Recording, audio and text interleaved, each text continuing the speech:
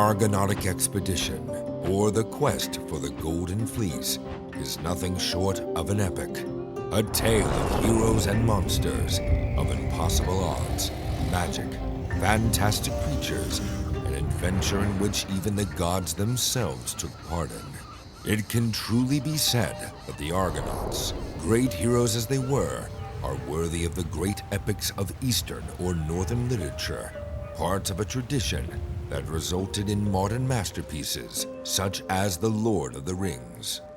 But heroes of legend are only ever as great as the challenges they face, and many challenges that the Argonauts encounter, from the crashing stones of the Symplegades to the never-sleeping dragon guarding the Golden Fleece to the six-armed giant Gegenees.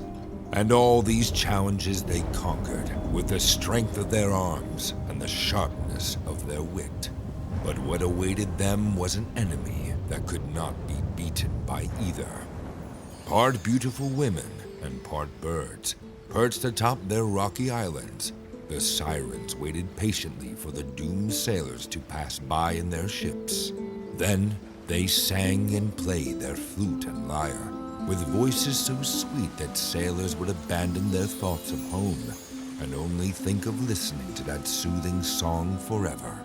And the Sirens would keep singing mercilessly as the sailors would throw themselves into the sea and wreck their ships on the rocky shores, wishing only to keep listening to their sweet song.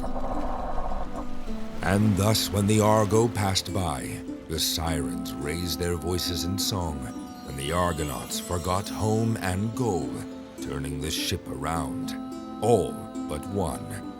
For Orpheus picked up his own lyre and raised his divine voice in song as well, and he sang of quarrel between the godly brothers Poseidon and Zeus.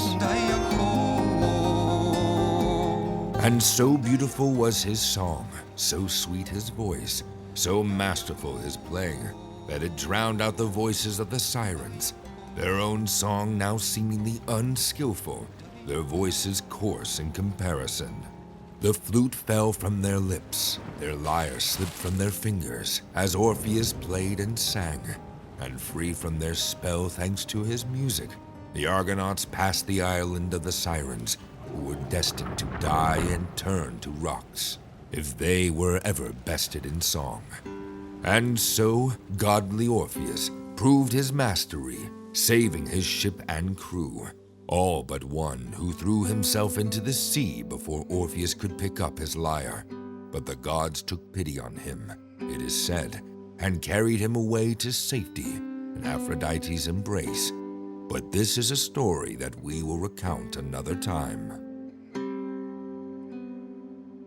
Find this and 100 more ancient stories of gods, heroes, and mortals that shaped classical Greece in one book, The Song of the Lyre. Order now.